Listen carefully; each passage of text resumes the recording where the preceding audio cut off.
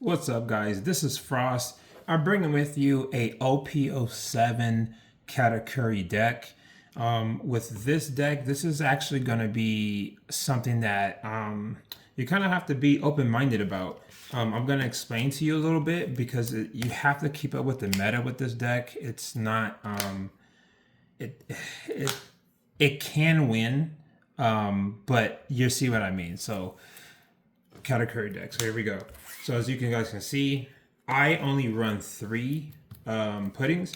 Pudding is very good, but if you are a hardcore Katakuri player like me, it sucks getting these in your life because you want to trigger something. 3 actually works out perfect in my opinion, because you want to be doing other things just other than, searching for a big mom. I know, right? Why aren't you running 4? Just run 4. You'll get to that in a minute. So now, speaking of 3 Parasparrow.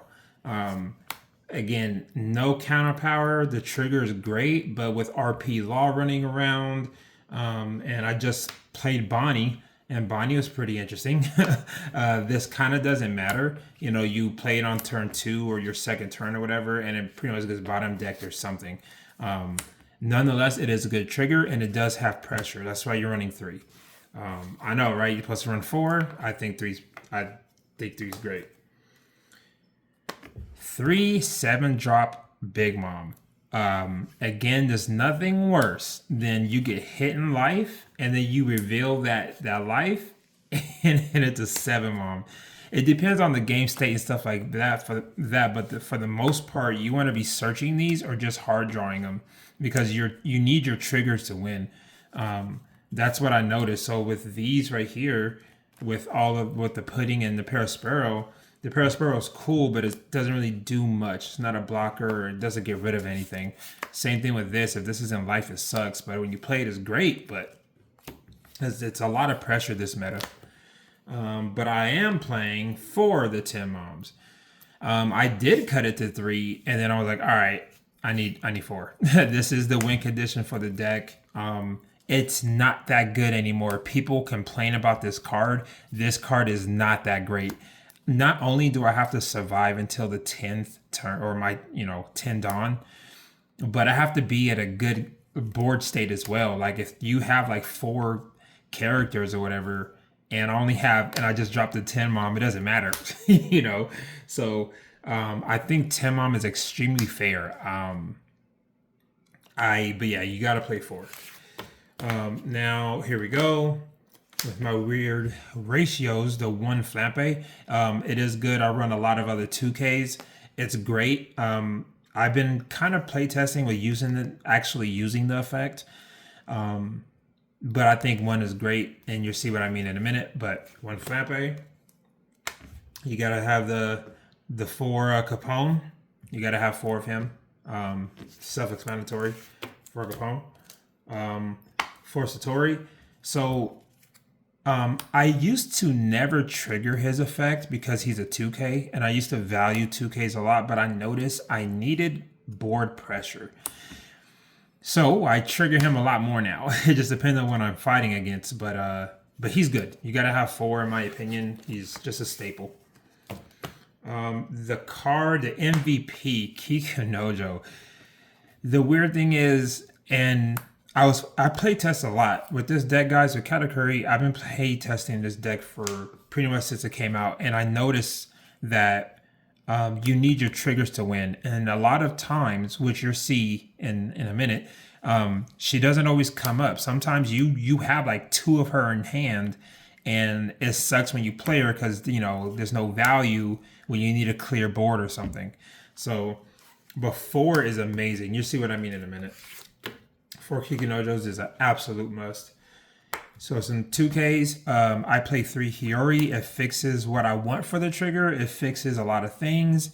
And if my, if I swing with leader, so if I attach a Dawn, swing 7, I look at the top and it's a Kikunojo or something like that, I leave it there and I just use it as a 2K.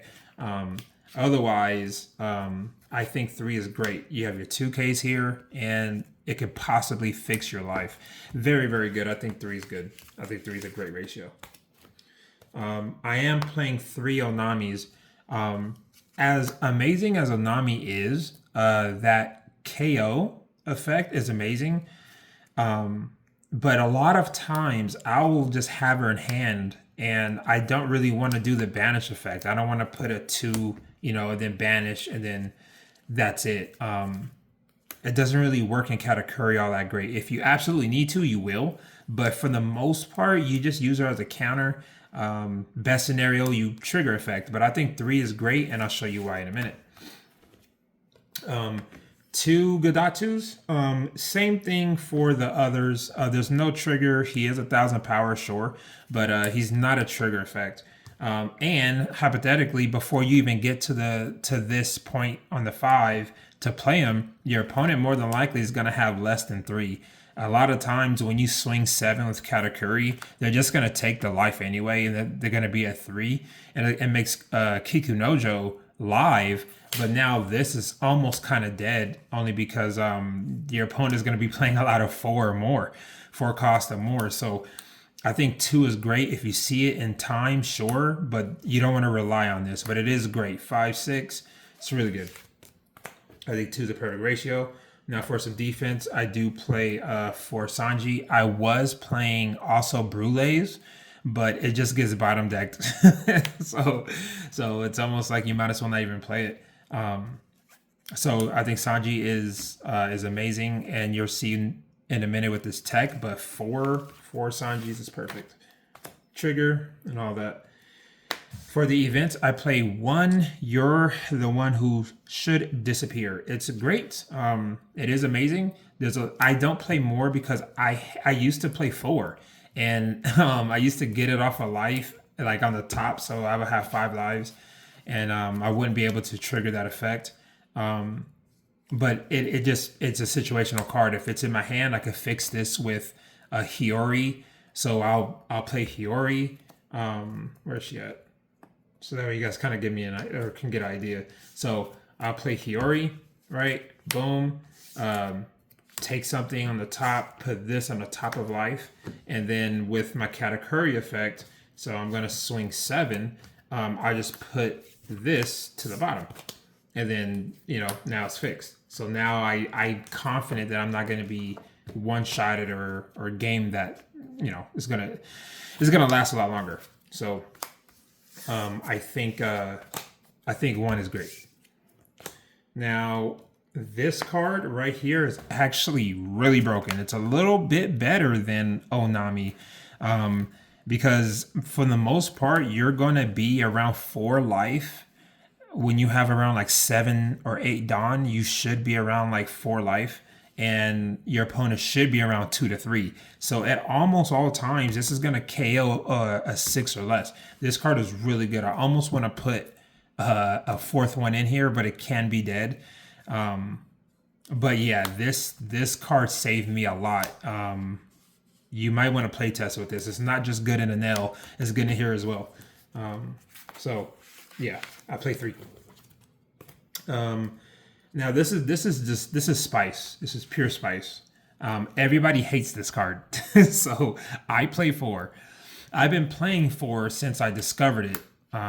Back because I came into OP05, so I missed everything before that. This card annoys people. This gets people in a really tough state. If you do this, more than likely, let's say you're both players are at full life and you trigger this, or play it, doesn't matter. Your opponent more than likely is going to trash their life.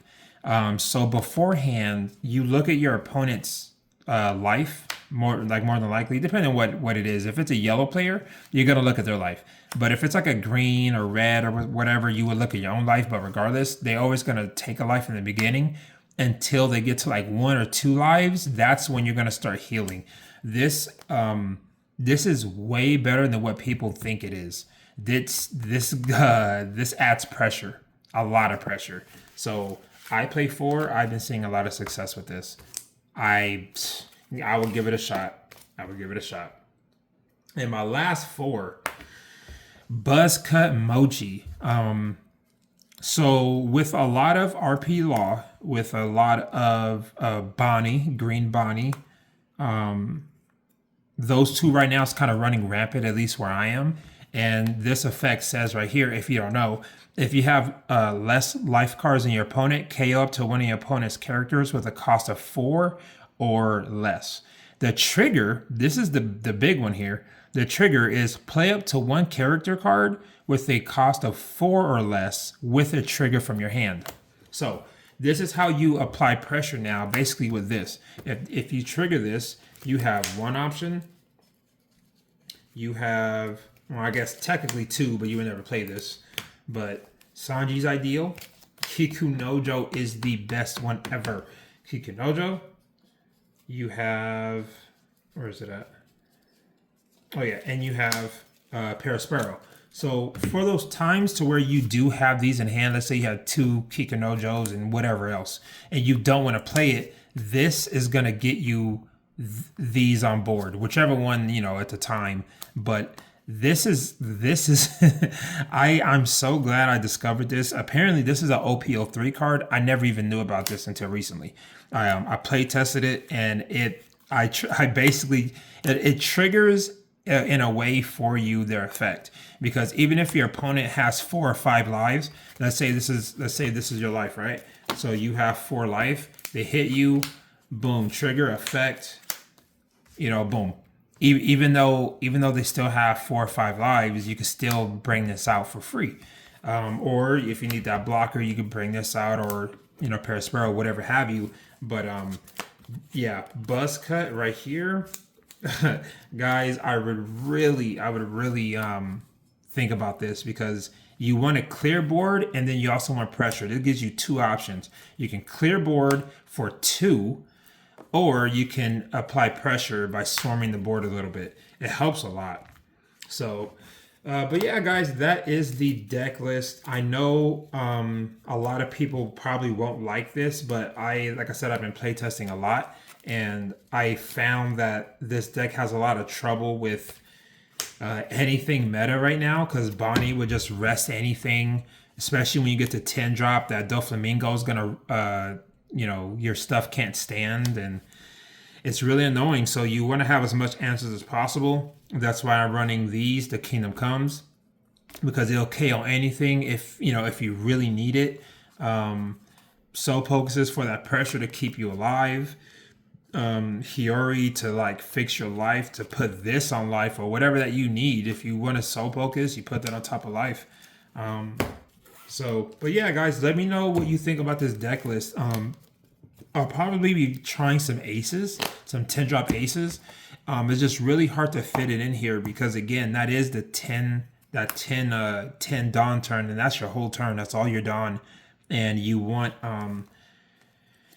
to basically take a life while you're gaining a life, and that's why the 10 bomb is great. So, all right, guys, this is Frost. Any questions? Any concerns? Does the deck suck? Whatever. Put that in the comments and let me know.